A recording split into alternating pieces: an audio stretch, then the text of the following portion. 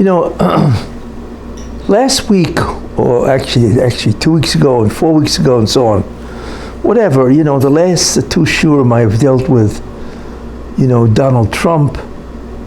But, you know, when you take a look at what's going on, things are happening so fast that you're confused. It's like a whirlwind, you know, it's like a tornado where the wind is spinning around at 200 miles an hour, you know. So it's very difficult in many ways. It's very disconcerting to have this type of speed of political events. It is actually incredibly confusing. And it's also, like I say, disconcerting, and it's really frightening. You know, because one of the things that we want to have a handle on what is going on.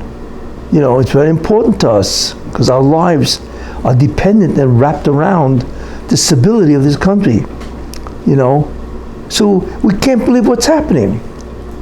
First, a former president was indicted and being found guilty basically for a bookkeeping error, which they claim, of course, was not an error, it's premeditated. But in the end, it's a bookkeeping situation. You know, it's like being indicted because you brought back a library book, you brought it back after it was due. So you're now indicted for that crime. I mean, what kind of significance really is that crime? And we're talking here about a former president. So it's very hard to see the rationale, you see. So I want to give some type of clarity, which I've tried to do in the previous Shiurim and so on, you know, with ideas that what is very important is, which I think, and I want to therefore use it to clarify, what seems to be happening. Well, I once said, quite a while ago, that there's a Zohar. It's a section called the Ra'yo Mehemno. And I think we should keep this in mind. It's certainly that it explains the speed of what's happening. And the one who brings us down, I mean, it's a Zohar in a section called the Ra'yo Mehemno, which means the faithful shepherd. I think it's Parshas Pekudei, but whatever it is, there's a tremendous makubal of the previous generation. It's called the Leshem, Rav Shlomo Elyashiv, grandfather of Rav Yosef Shalom Elyashiv, and so on. And he brings down the Zohar quite extensively. And he says the following, brings the Zohar. The Zohar says that, which we know, that this Geula is obviously going to be like the Geula, the redemption of the exodus of Egypt, Yetzias Mitzrayim. In fact, we say that in the davening. Hine goalti eschem achris koreishis. Behold, I will redeem you, right? Achris koreishis, the last redemption, which is one that we're waiting for, right? Like the first, which was the exodus of Egypt and so on. So that's what it says. So one of the ways of understanding what's going to be is by examining the Yetzias Mitzrayim, which is very important and so on. But so one of the things that the Zohar says is that just like the Golus was 210 years, right? So they say that the Zohar says that 210 years before the end of time, and the end of time is the English year 2240, because that's the year 6000. And we know that the Gemara says that what's called the Aramaic, Shiso Elfei Shnin Hevu Almo, the world will last for 6,000 years. And the Zohar says that 210 years before that will be Tchias HaMesim. And Tchias HaMesim itself is an event, the resurrection of the dead. That event takes 210 years because not everybody gets up at the same time. It's a slow process. Some people get up earlier, some people get up later, and so on. But that Tchias HaMesim, which by the way comes after Mashiach ben David, will happen 210 years before the end. Okay, now if you calculate that, that is 2030, which is obviously 5.5 years from now, right? And if that's the case, if Tchias HaMesim comes after 2030, right, after Mashiach ben David, do you have any idea what has to happen before Mashiach ben David comes? You have to have the end of evil. You have to have Mashiach ben Yosef, right? You have to have the Beis HaMikdash built, because that will come in the time of Mashiach ben Yosef, which you see from the Gemara, and so on, you know. So clearly many things have to happen. Then you have to have the war of Gog and Magog, right? And just take a look at what has to be before Mashiach ben David. And if he's coming in 2030, could you imagine the speed, how rapid the events will transpire? So that's what we begin to see now. It's a very important idea. This at least gives us some type of resolution in terms of why things are speeding up. Like every week there's something else going on that is, in a certain sense, cataclysmic. It's incredible. I mean, first, the indictment of a former president is incredible, right? On charges which are absolutely absurd, and it's one charge after the other, 4 indictments and so on, you know, which is absolutely incredible. And then there's a president now who failed in a debate, and now they want to throw him out. Basically, that's what they want to do. This stuff doesn't happen on a daily basis. Yet every week there's something else that happens. You see? And the answer to that is because we are very close to 2030, which according to the Zohar is basically after the end, because it's after Mashiach ben David. Before I resume, I just want to dedicate a Shiur. This Shiur should be a blessing and a merit for the health and success of the families of Regina Bas Yosef Reuven and Yeshaya ben Yisrael, Binyamin Wolf ben Tzvi Hirsch, and Baruch ben Binyamin Wolf. Shiur should go for an aliyah to all their neshamas. In any case, so that explains why things are happening with such rapidity. Very important idea. So that's the first idea.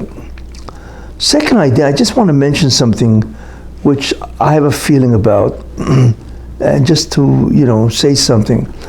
In 1973, in the summer, and there were 2 Gedolim, very righteous people, tremendous tzaddikim, that died. One was of Eliyahu Henkin, who died in the summer of 1973, and the second one was of Moshe Feinstein's son-in-law. I think his name was Moshe Shizgal, and so on. But I remember then I felt that, what does this mean? 2 people like that dying, I think within the same month. So I felt that something bad is going to happen to the Jews, and what the Rebbe Shalom needs is to mitigate that, to turn the judgment for the Jews. And I felt, we know that Mises Sadikim, the death of the righteous, is a kapora for Klal Yisrael. And many times the Rebbe Shalom will take a tzaddik in lieu of some event that is going against the Jewish people. Well, it's interesting, there are 2 people that was nifta this actually last week or the week before, whatever, and so on, you know. And I had the same feeling, you know. But this time, the Yom Kippur War was, nobody had any inkling that would happen. But now we have an inkling of what can happen. Who are these 2 people? One was Rav Moshe Wolfson, who was a tremendous oved. Oved means somebody who works on himself, and a tremendous tzaddik.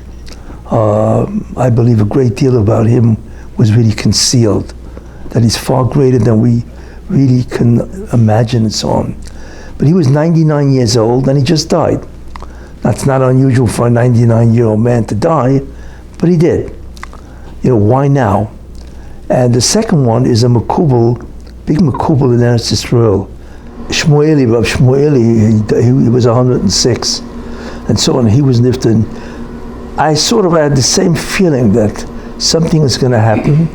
There's a gzera which is not good for the Jews, and the Rebbe Shalom took 2 people in order to what's called mitigate the dinim, the judgments, and so on. But we know what that's going to be. There's going to be a war between Israel and Hezbollah.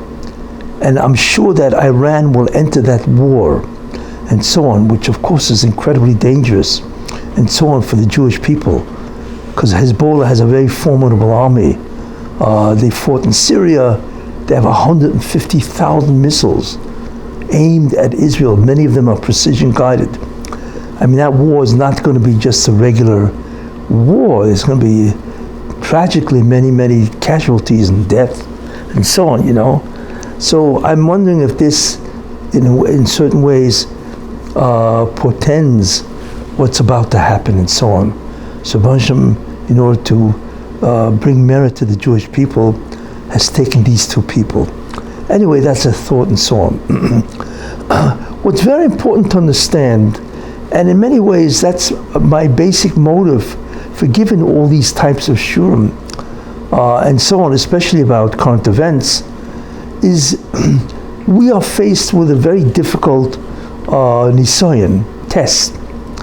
We have to keep believing, no matter what we see, the evil, and we see the difficulties, the insanities and irrationalities going on, we need to believe in God. We need to believe that all of this makes sense. You know, even if we don't understand the divine plan. You see, we have to have emunah and bitachon. The question is, how do you do that? How do you maintain your belief and trust in God, in spite of the fact that the world seems to be insane? You know, I don't want to go through the litany of ideas and what's happening and so on, but we're all walking around in a daze.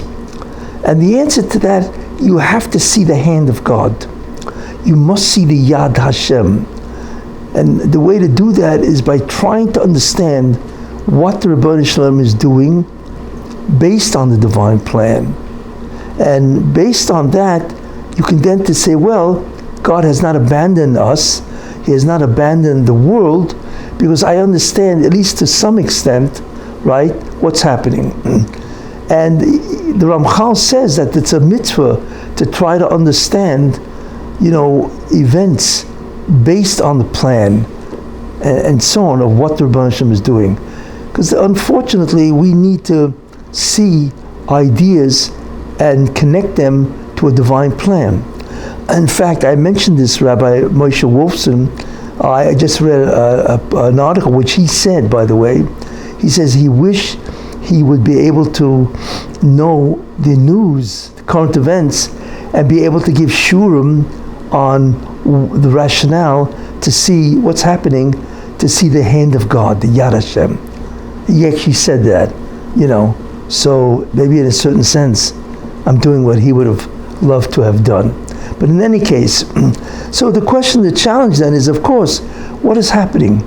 Now, one of the mysteries which nobody understands is, why is there a love affair between America, right, and Iran? We don't understand this.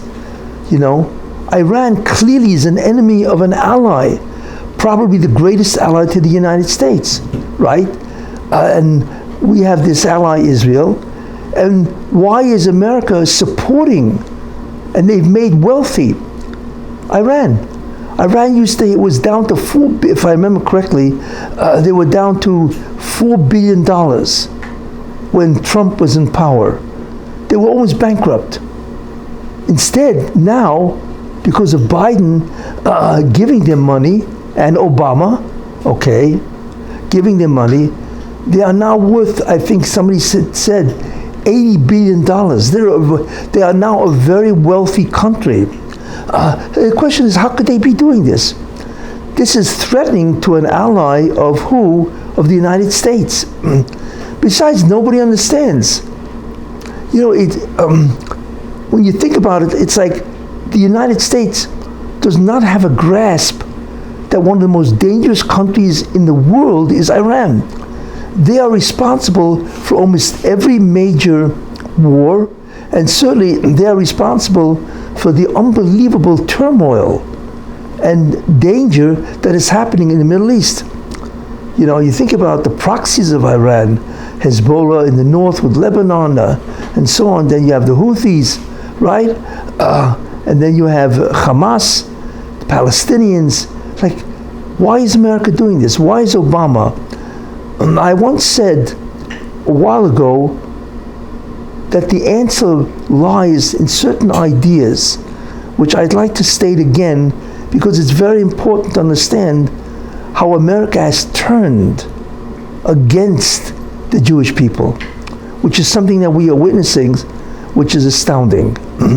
And I believe the answer to that also explains why the Rebbe Shalom wants to destroy Biden, which he clearly is doing, obviously, because the Rebbe Shalom decides who has dementia and how much of it they have, right? Even though we like to think it's in nature.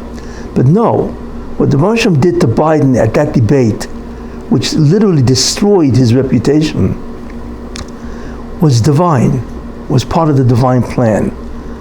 And the idea that I want to mention is something I mentioned a while ago, and that is that the problem now, at the end of time, and in many ways it explains what's happening, is that the Satan is dying, even though it doesn't look that way.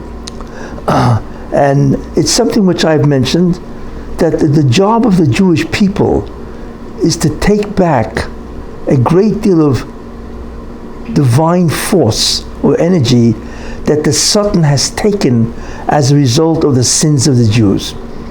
And we know what they're called. They're called the sparks of holiness.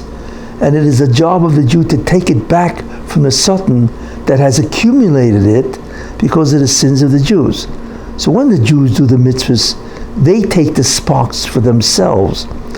And those sparks is what's going to transform, I should say, the physical world into a spiritual world, which I've explained before.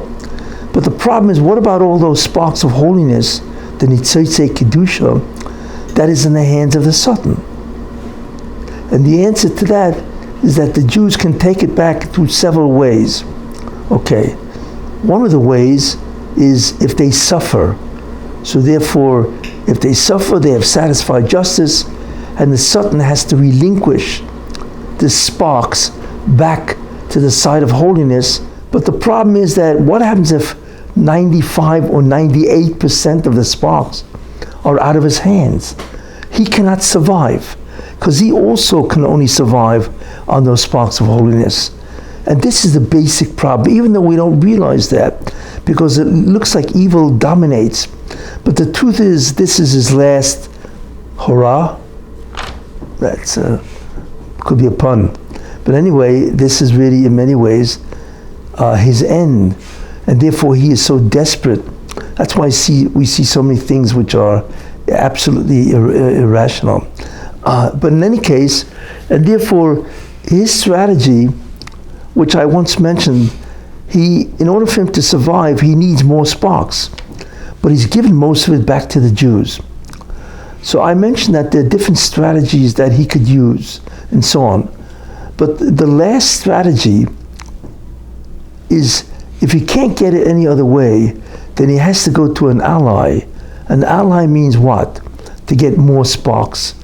Now, the only one who could take down the sparks of holiness, from the spheres, by the way, is either that he will be able to take it himself, if the Jews sin, or if he can get it from another nation who also can access those sparks. Now, according to the Maharal, the only other nation that can access those sparks is Yishmael, the Arabs, I should say the Muslims, right?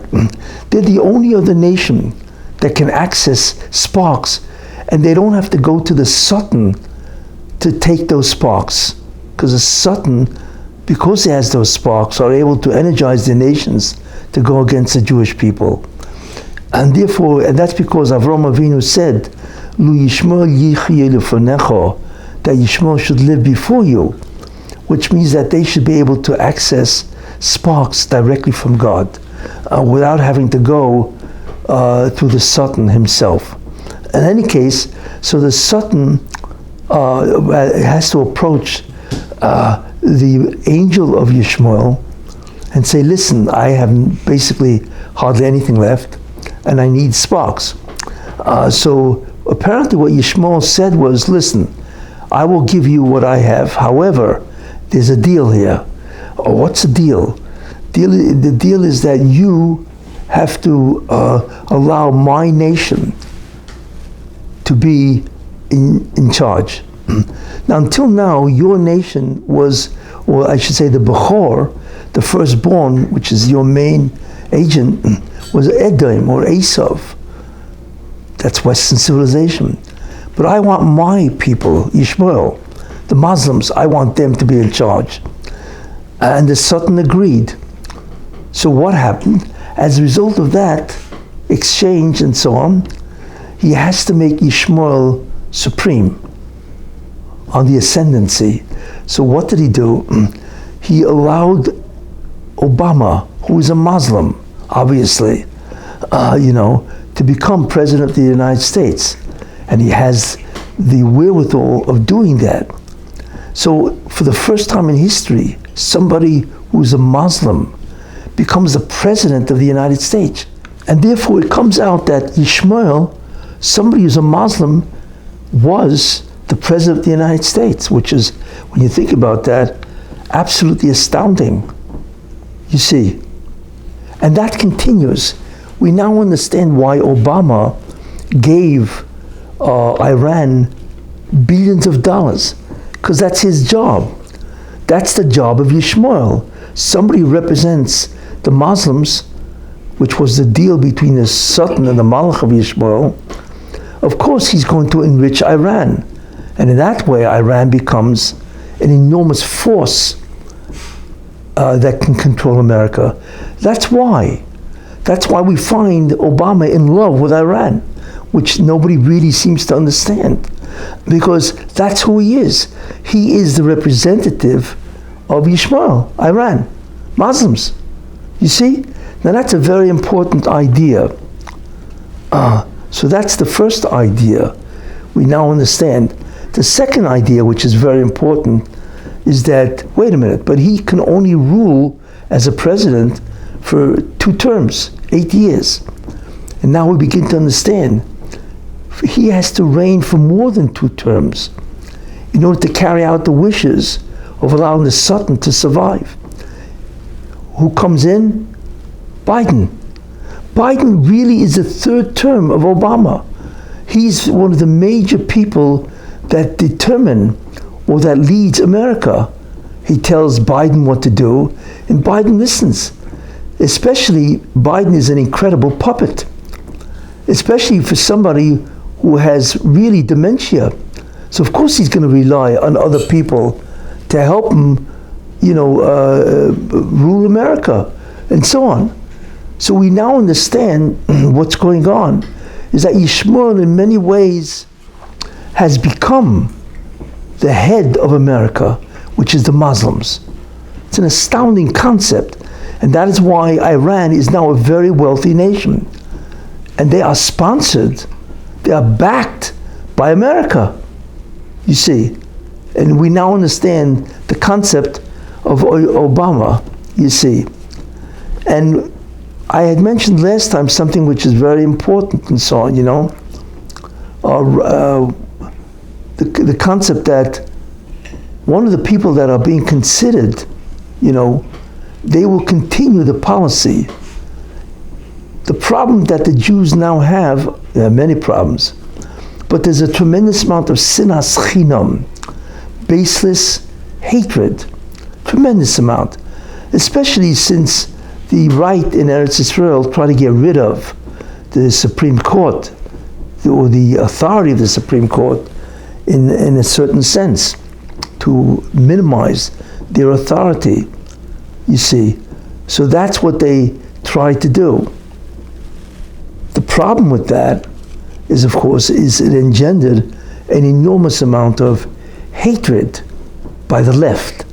So we're looking here at a tremendous amount of baseless hatred, division among the Jewish people, especially in Eretz Israel, you see. And this creates an enormous amount of Lashon Hara. So therefore there's a tremendous, what's called kitrug, or prosecution in heaven. You see, are the Jews going to be punished for the tremendous amount of sinas chinam? Look, the second temple was destroyed because of the sin of baseless hatred, which is what the Gemara says, and not only baseless hatred, right, but the enormous amount of lashon hara. So therefore, in many ways, of course, we hope that it's going to swing our way, and so on, but one never knows, because the Satan is trying his best, obviously, where we will lose, and Obama will have a fourth term, either through Michelle Obama or through somebody else that will completely adhere to his policies. Okay, I of course believe that this will not happen, and therefore Trump will take over, which is something that we are now seeing. Now there's also something very important to have, to understand. There was a king in Israel called Chizkiyahu. King Chizkiyahu was a tremendously righteous person. And what happened with him is that the Tanakh recounts the story of Sancherib, okay, a Syrian king, made war against him to take over Judea, and so on.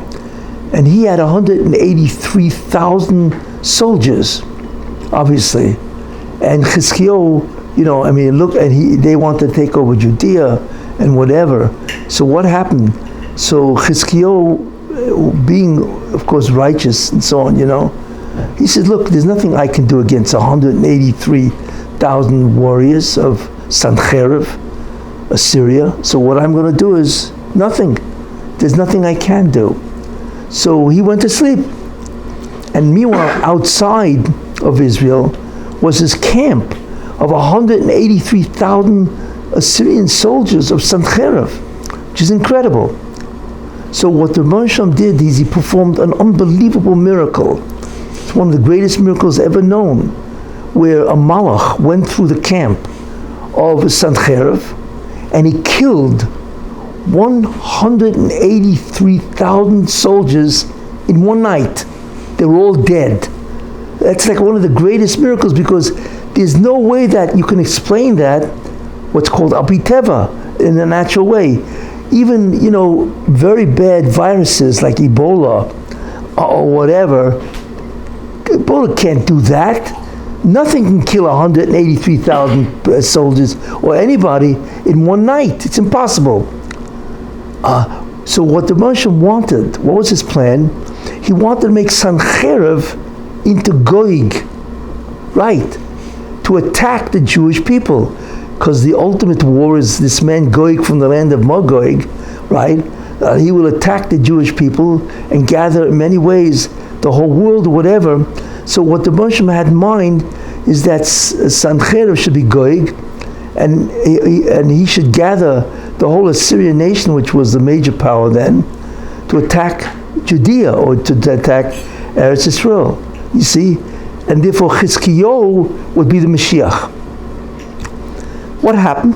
Chizkiyahu obviously recognized the unbelievable miracle, but for whatever reason, he failed to sing Shira. He should have sang Shira. Shira means a song of unbelievable joy and recognition of the miracle that God had just performed. But he didn't do that. So therefore he lost the chance of being the actual Mashiach, and therefore Sancherib, obviously, even if he was in the place of Goig, it never happened. So then the world continued. What do we see? That this war, ultimate war, which is the ultimate reprisal against righteousness, the Jewish people, has to happen, and it could have happened with Sancherib and Chizkiyahu. Therefore, it can also happen today, you see, and God can appoint somebody to be Goig, right, and who represents Magog, and that they will war against the Jewish people. Now, I believe that Goig today, who is Goig, and so on, is Obama. I believe that. In fact, the gematria of Obama is the same gematria as Mashiach. Not that he is the Messiah, but that he's within that, gematria is the numerical value, right? Is that he's within that process, But what is interesting about this is that then who would be Magog? Magog would be the UN, because this person Gog, whoever he is, will unite the 70 nations, or actually the 70 roots, which are all the nations of the world. And the UN, right? Gog and Magog is numerical value, Gog and Magog, of 70. You see, and the UN, if you think about that, is a representation of all the nations of the world. They have 193 nations that sit in the General Assembly and so on, And Obama and the UN are very tight and so on. America especially is one of the major nations. So I believe that Gog is Obama, Magog is the UN. And they are clearly against the Jewish people. I mean, we all see that, the double standard and so on, Especially what we see about, what they're doing is they are sponsoring and supporting Iran to make a major war against the Jewish people and so on. So that's a very important idea, you see. Now, since it seems what's happening is that Trump has to win the election to take over the evil of Esav, which I mentioned, which is Obama and Biden and so on, the evil of what, obviously we take a look at what Biden's doing. He's destroying the America and so on. He's allowing the anti-Semitism. I mean, America is changing in front of our eyes, which is astounding, with the anti-Semitism all over. Not only the colleges, but the colleges, the universities, the corporations. There's a tremendous backlash against the Jewish people. And that's all part of the end, and so on. But what Biden did is something highly unusual. And I believe that the Russian wants to remove him. But the interesting thing about it is that you can remove somebody. There are many ways that God could do that. But he's humiliating him, you see. And I believe the punishment is because what Biden did is really unheard of. I mean, Israel is one of the closest allies to America.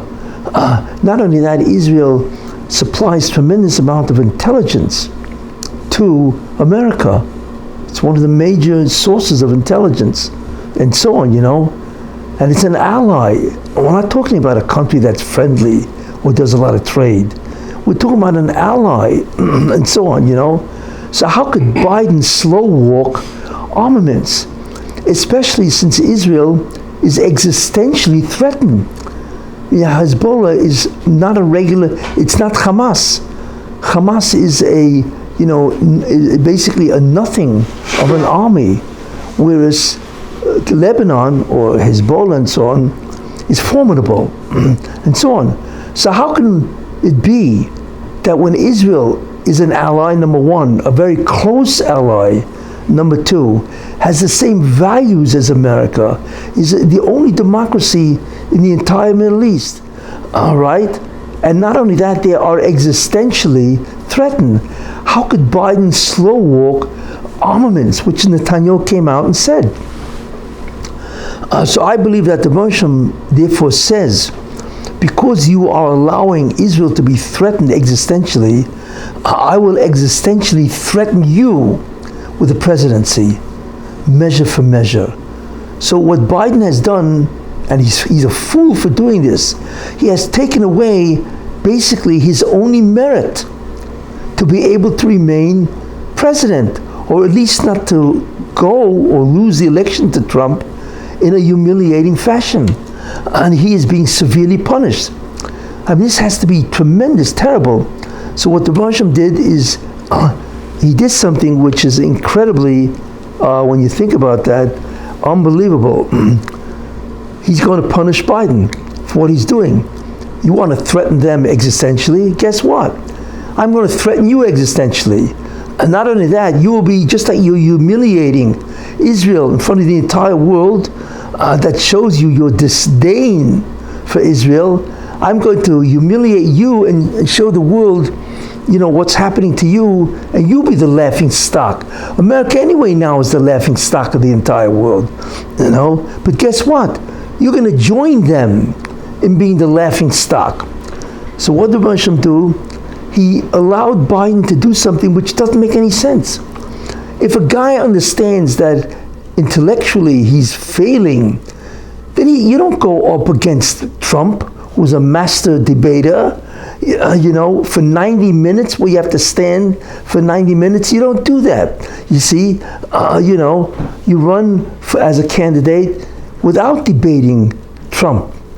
But what happened is I believe that God took away his free will and the people who handle him, and he decided to debate Trump. You see, why did God do that? Because very interesting. If you think about it, there are many people that want to vote for Biden, even though it's low. Why? First of all, they don't actually, many people are not involved in politics, so they don't really see, which is amazing when you think about that he's such a failure in terms of his policies. You see, you think about his policies, he's destroying America. We're talking about the southern border, and now it's the northern border, where millions of people are coming in. Who knows how many criminals are coming in? Millions of criminals, and all from all over the world and so on, So they're coming in, and they can actually threaten America. Then you have the inflation. Then you have the economy, where he's increased the debt of America substantially, which is incredibly dangerous. Then you're talking about the crime throughout all the cities, and so on. And there's so many things. And then you're talking about the human trafficking, the drug trafficking, the drug epidemic with fentanyl and the cartels. It's incredible what this man has done to America in 3.5 years. But there are many people that then they don't necessarily, we don't care. Why? Because number one, they may not see this, and they're deluded into thinking he's a great president. And then there are people who hate Trump, and they'll vote for Biden just because they hate Trump. You see? So what the Moshe says, I have to give people a reason not to vote for you, or maybe to stay home, right? Because they obviously don't see what you've done to America. So, they would vote for you even though you have done terrible policies, right? They don't care because they hate Trump so much. But I'm going to supply them a reason that even if they hate Trump, they will either stay home or, or they will, in the sense that they'll stay home and won't vote, or they'll vote for Trump. What is that? So I will show you that he's unfit to be president. Even if you would vote for him because you hate Trump or you don't mind his policies, but anybody, how could you vote for a guy who's completely unfit? Not only will I show people you're unfit, right, but I will publicize it. There you are. There's the debate.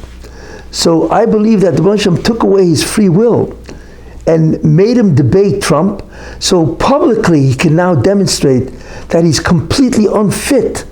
You're looking at the hand of God. You see, what Biden does not understand, I'm not even going into his policies, his abortion policies, which is infanticide and so on, But one thing you have to learn, don't fight God. You'll lose. And that's exactly what he's done. By allowing Israel to be threatened existentially, then you are warring with God, especially your ally, and so on. So what Rabbi Hashem did is he allowed Biden to be publicly humiliated and proven to be unfit. So even if a guy hates Trump, or he doesn't mind the policies of Biden, how could you vote for a guy who is unfit, who clearly is suffering from dementia? You're looking at the hand of God, because what they did doesn't even make sense. So we're looking here at what's called a midah keneged midah, a measure for measure, and so on, It's a punishment to Biden, and so on. Then we have something else going on, which is incredible. He had 5 indictments against him. And all of them, even if they if they convicted him, which obviously one of them has convicted him, and so on, there are many people that say, well, I don't want to vote for an unfit president who has been indicted as a felon, a convicted felon, or whatever. So what the Rosh has done is he has actually taken away all the court cases, basically. So either they are dismissed or they are delayed until after the election. It's amazing that all the things against Trump are being, like I say, either dismissed or delayed. It's unbelievable when you think about that.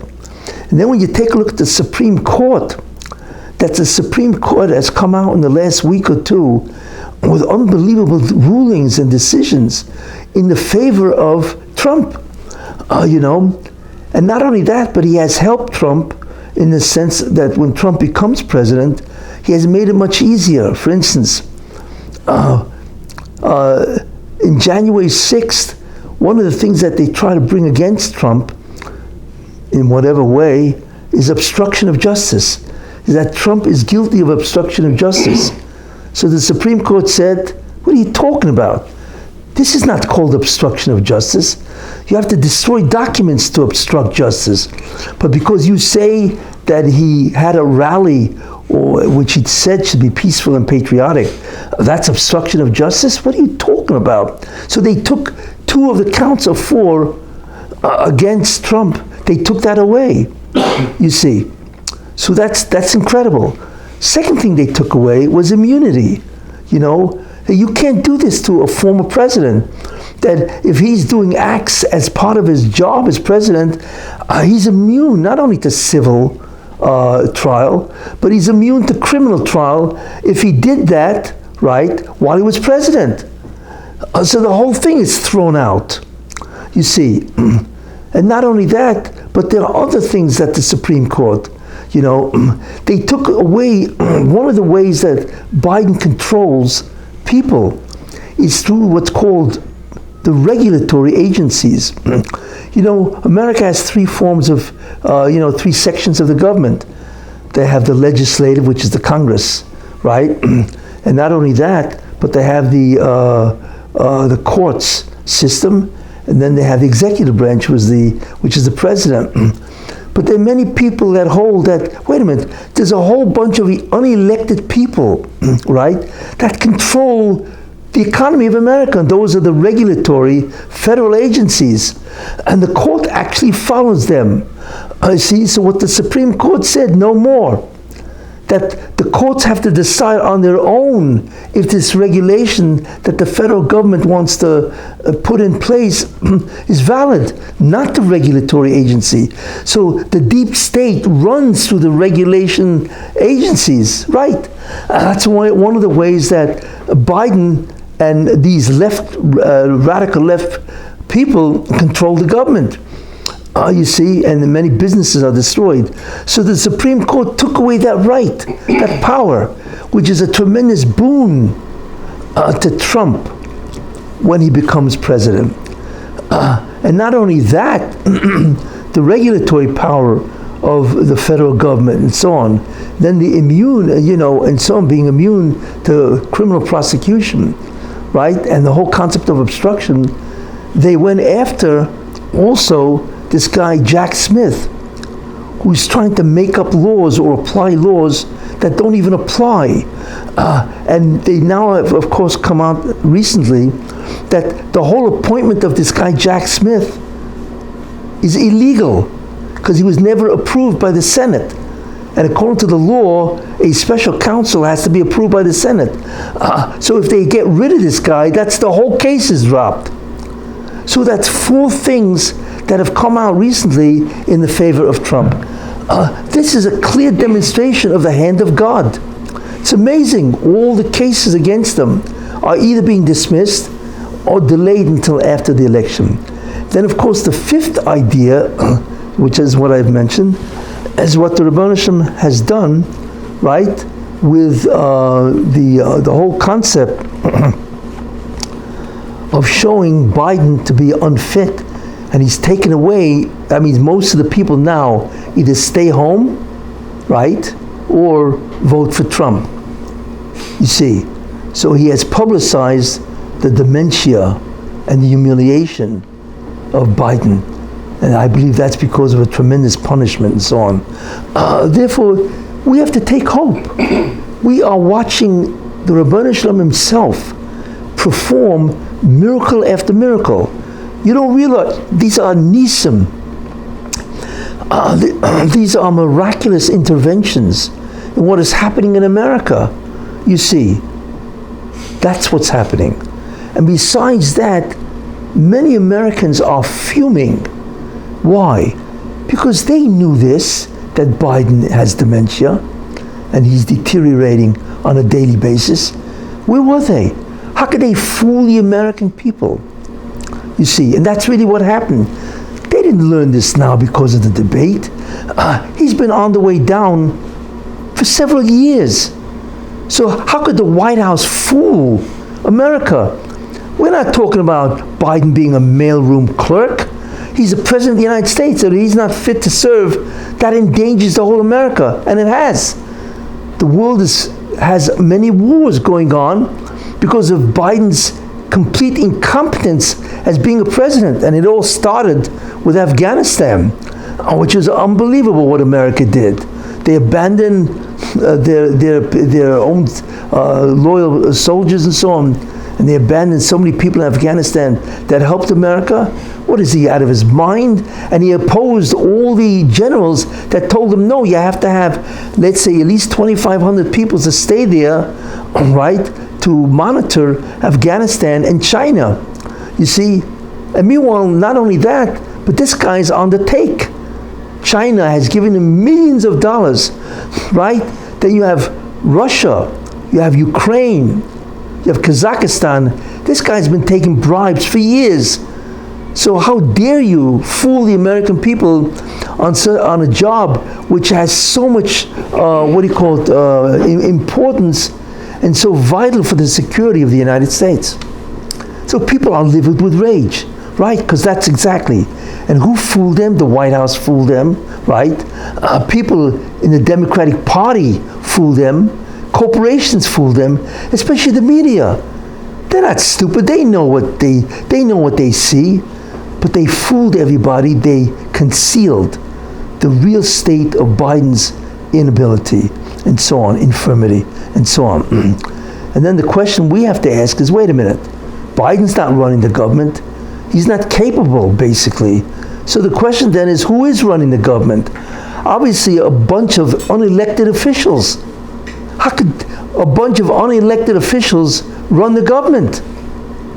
We voted for Biden, not for these other guys. And we basically know who they are. Obama is one of them. Then there's this guy, Ron Klain, who's another guy who used to be the chief of staff of Biden. And then Jill Biden. You see, they are basically, and some other people and so on. But they're not elected to run the government. Biden was elected. So people are enraged at what he did. And I believe that this will inevitably, they will be held accountable. Because what they did is not only unethical and immoral. I mean, I'm not a lawyer, but I can't see how this was legal. Because their job was to inform, right, the American public that this guy's losing it. And there are other people that are running the government because Biden doesn't know what he's doing, and so on. So basically, what am I trying to do? What I'm trying to do is tell you that we are witnessing the hand of God, Yad Hashem. That's what we're seeing. All of this is, it's like all of a sudden, the whole muzzle of the United States has turned for Trump to make sure that he gets elected. You see? And this should be as a tremendous source of what's called chizuk, reinforcement, that the Ribono Shel Olam is on our side, that he's still intervening. Do not lose hope, because I've mentioned things that have happened that are miraculous, and really they don't even make sense. Biden committed suicide on his own. He's the one who demanded a debate with Trump. Trump said he would engage him, but Biden is the one who put him up to it. How could you do that? Are you crazy? and so on, and that's exactly what happened. He failed terribly. It was catastrophic that people never saw this. They couldn't believe how bad Biden is, to lose train of thought, forget what you're saying, and not only the lies that he said during debate. This is not natural. This is not an accident. This is the hand of God, you see. So I believe what's about to happen, right, is that America will turn around. Once Trump becomes president, you will not believe the turnaround that America happens. And not only that, I believe that when that does happen, when Trump becomes president, you're going to see parties thrown all over America. You're going to see a tremendous scream of joy because the nightmare is over. You know, I remember many years ago, Romania had a dictator, Ceausescu. It's a long time ago, 30 years ago, whatever, I think it was 30 years ago, and so on, you know. And he was a terrible person, terrible. He was a dictator of Romania, and he was destroying Romania, whatever. And I remember that the day came that they all revolted, Romania revolted, right? And he was gone, or he was thrown out of office, Ceausescu and so on. But I remember I was listening to the radio then, and it was amazing. I heard a roar of unbelievable magnitude, of joy. It's like people realized the nightmare is over, you know, and everybody expressed an unbelievable, it was like an incredible roar. You know, hundreds of thousands of people screaming at the top of their lungs that the nightmare is finally over, that this incredibly evil person is gone. I believe that's what's going to happen. And all of a sudden the stock market, right? Main Street, Wall Street, that business is going to go wild because the regulations are gone, right? They no longer have sway over business, right? This crazy president who doesn't know what he's doing. The borders will be closed, both in North and South. The crime will be stopped because they're going to call out the National Guard. And even the anti-Semitism will be stopped. And not only that, what Trump will do is he's going to change the educational system, where the colleges, the university will no longer have the ability to persuade people to turn left, radical left. And he's going to change the educational system. There are so many things. On day one, your head will spin with the amount of, executive orders that he will give when he becomes president. And there will be this unbelievable sense that evil finally is going. And one thing is clear, people are afraid of Trump, especially foreign nations, because to them he's unpredictable. But really, he's not unpredictable. He's just on the side of good and common sense. You see, so of course they're afraid of that because they're all evil in many ways and so on. So he's going to probably he will stop the war in Ukraine. There's no question that he's going to deal with Iran and bankrupt Iran to try to get rid of the mullahs. I mean, in many ways, he's going to change the whole world. And like I said before, his job basically is the first step of Mashiach, right? And that's the assist that the good part of Esav will help. Like it says, Rav Yavo Itzoyim, that the older will serve the younger, okay? And he will help the messianic process, you see. And he will he will get rid of Iran, or certainly stop them, and so on, and protect Israel, and so on. It'll be an incredible time, and we're only a couple of months away from that, you see. But right now, what the Baruch Hashem is doing is satisfying evil, as I said, and to move the process forward. That's what's going to happen, and we all look forward to that. But just remember, look at things from the perspective of the hand of God himself. Also, I want to add something which I felt there was a lot of misunderstanding.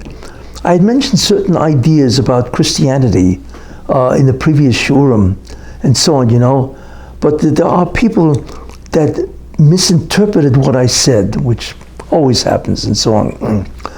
So it's very important for me to briefly explain or clarify what I said. It is important to know that if a Rishon, one of the great rabbis of Judaism, says something, then we take his word seriously. And I'm talking about no less a person as Maimonides, the Rambam.